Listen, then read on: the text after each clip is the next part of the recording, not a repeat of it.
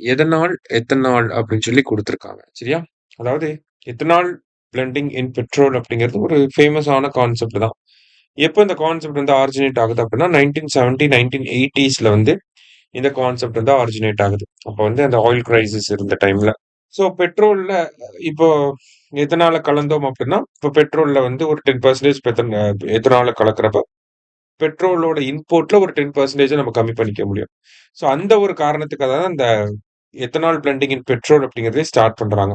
So இந்தியாவ பொறுத்தவரைக்கும் பார்த்தீங்கன்னா, first இனிஷியலா பெட்ரோல்ல எத்தனால் 5% கலக்கலாம். அப்புறம் 10% அப்படின்னு சொல்லி இன்கிரீஸ் ஆகி இப்ப எத்தனால்ல வந்து பெட்ரோல 20% கலக்கலாம் அப்படிங்கிற அளவுக்கு வந்திருக்கு. சரியா? 2003ல ஆரம்பிச்சு, இப்ப 2026ல வந்து பார்க்கிறப்ப 20% பிளெண்டிங் இன் பெட்ரோல் அப்படிங்கிற ஒரு ஸ்டேட்ல வந்து நம்ம இருக்கோம். இப்ப இது வந்து நமக்கு லாபகரமானதா அப்படின்னு சொல்லி பார்த்தீங்கன்னா, அதுதான் இங்க குடுத்திருக்காங்க. பொதுவா வந்து பார்த்தீங்கன்னா, எத்தனால் அப்படிங்கிறத சுகர்ல இருந்து நம்ம எடுக்கிறோம். ஓகேங்களா? கரும்பு, சுகர், மொலாசஸ், எத்தனால் அப்படி சொல்லி வருது. சரியா?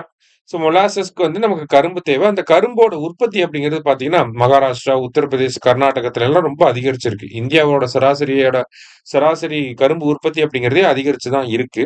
இது விவசாயிகளுக்கு வந்து கிராம பொருளாதார வளர்ச்சி, விவசாயிகளுடைய வளர்ச்சி எல்லாத்துக்குமே வந்து பாசிட்டிவான ஒரு விஷயமா தான் இருக்கு. ஆனாலுமே இந்த எத்தனால புரொடியூஸ் பண்றதுக்கு எவ்வளவு தண்ணீர் செலவு பண்ணப்படுது அப்படிங்கிறத பார்த்தோம்னா, நம்ம இந்த ப்ராஜெக்ட்டே வேண்டாம் அப்படின்னு சொல்லி சொல்ற அளவுக்கு இருக்கும். சரிங்களா? அதாவது இந்தியா வந்து ஒரு நாளைக்கு வந்து பார்த்தீங்கன்னா, 30,00,00,000 லிட்டர் பெட்ரோல வந்து பயன்படுத்துறோம். அதுல 20% எத்தனால மிக்ஸ் பண்ணோம்னா, 6,00,00,000 லிட்டர் எத்தனால் ஒரு நாளைக்கு வந்து தேவைப்படும். அப்படின்னா, ஒரு வருஷத்துக்கு வந்து 2,200,00,00,000 லிட்டர் எத்தனால் வந்து தேவைப்படுது. அதாவது ஏறக்குறைய 1 டிஎம்சிக்கு எத்தனால் வந்து நமக்கு தேவை. 1 டிஎம்சின்னா 2,800,00,00,000 லிட்டர் வந்து தேவைப்படும். 1 டிஎம்சி அப்படிங்கிறது. அப்போ ஒரு வருஷத்துக்கு 1 டிஎம்சி ஆஃப் எத்தனால் வந்து நமக்கு தேவைப்படுது. இப்ப 1 லிட்டர் எத்தனால தயாரிக்க கரும்பு உற்பத்திக்கு எவ்வளோ தண்ணீர் செலவாகுது அப்படின்னா, 3000லிருந்து 5000 லிட்டர் தண்ணீர் வந்து தேவை.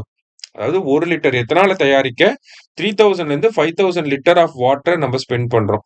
அப்ப ஒரு 1 டிஎம்சி ஆஃப் எத்தனால தயாரிக்க நம்ம 3000லேருந்து 5000 டிஎம்சி ஆஃப் வாட்டர செலவு பண்ணா தான் நம்ம 1 டிஎம்சி ஆஃப் எத்தனால வந்து எடுக்க முடியும்.